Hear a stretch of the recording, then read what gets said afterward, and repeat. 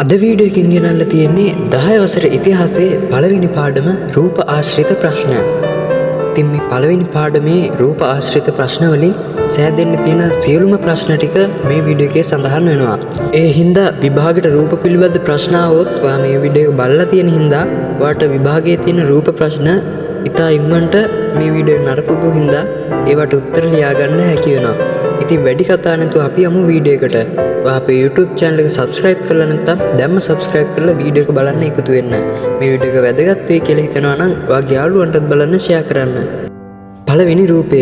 මෙම පින්තූරයේ සිටින පුද්ගලයාගේ නම කුමක්ද? ක්ලෝඩියස් ටොලමි. මොහු කුමන ජාතිකයෙක්ද? ග්‍රීක රෝමානුවෙකු. මොහු විසින් රචිත කෘතියේ නම කුමක්ද? මොහු විසින් රචනා කරන ලද කෘතිය තමා ජියෝග්‍රැෆියා. මොහු විසින් නිර්මාණය කළ මුල්ම ලෝක සිතියමෙහි ශ්‍රී ලංකාව හඳුන්වා ඇත්තේ කුමන නමකින්ද? රැපෝබේන් යන නමින්. දෙවැනි රූපය.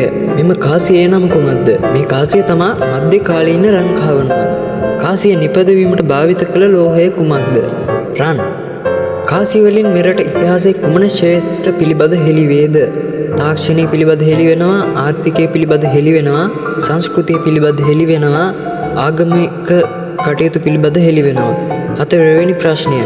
ඉතිහාස මූලාශ්‍රයක් ලෙස මෙය අයත් වන්නේ කිනම් මූලාශ්‍ර වර්ගයකටද? පුරා විද්‍යාත්මක මූලාශ්‍රවලට.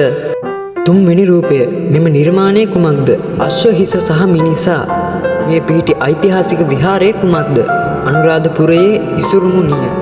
මෙම මූර්තිය නිරූපණය වනවා යයි විශ්වාස කරන දෙවිවරු කවුරුන්ද? අග්නි කියන්නේ අශ්ව හිස. පර්ජන්‍ය කියන්නේ මිනිස් රූපය. ඒ කියන්නේ අග්නි දෙවිවරුන්ගේ නිරූපණය වන්නේ අශ්ව හිස. පර්ජන්‍ය දෙවිවරුන්ගේ විශ්වාස වන්නේ මිනිස් රූපය. මෙම නිර්මාණය අයත් යුගය කුමක්ද? අනුරාධපුර යුගයට. හතරවෙනි රූපය. මෙම සෙල්ලිපියේ නම කුමක්ද? ගල් පොත සෙල්ලිපිය. මෙම සෙල්ලිපිය අයත් වන්නේ කුමන යුගයකටද? පොළොන්නරුව යුගයට. මේ කරවන ලද රජතුමා කවුරුන්ද? කීර්ති ශ්‍රී නිශ්ශංකමල්ල රජු. මෙම සෙල්ලිපියේ ඇති විශේෂත්වය කුමක්ද? ශ්‍රී ලංකාවේ ඇති විශාලතම ගල් සෙල්ලිපිය වීමයි. පස්වෙනි රූපය. මේක තමා මේ පාඩමෙන් හැදෙන්න තියෙන රූප වලින් අන්තිම රූපය. මෙම අභිලේඛනයේ නම කුමක්ද? පනාකඩුව තඹසන්නස. මෙය කුමන රජු විසින් ලියවන ලද්දක්ද? පළමු වන විජයබාහු රජතුමා විසින්. මෙම අභිලේඛන කවුරුන් වෙනුවෙන් ලියන ලද්දක්ද? සින්නාර්බිම බුදල්නා නම් නිලධාරියාට. මෙය කුමන යුගයක ලියන ලද අභිලේඛනයක්ද? මේක ලියන්නේ පොළොන්නරු යුගයේ. ඉතින් මේ පාඩමෙන් විශේෂයෙන් විභාගයට එන්න පුළුවන් රූප පිළිබඳ තමා අද අපි සාකච්ඡා කරේ. ඉතින් අපේ YouTube channel එක subscribe කරලා නැත්නම් ඉස්සරහට දාන වීඩියෝ බලන්න subscribe කරලා එකතු වෙන්න. මේ වීඩියෝ එක වැදගත් වෙයි කියලා හිතනවා නම් ඔයාගේ යාළුවන්ටත් බලන්න share කරන්න.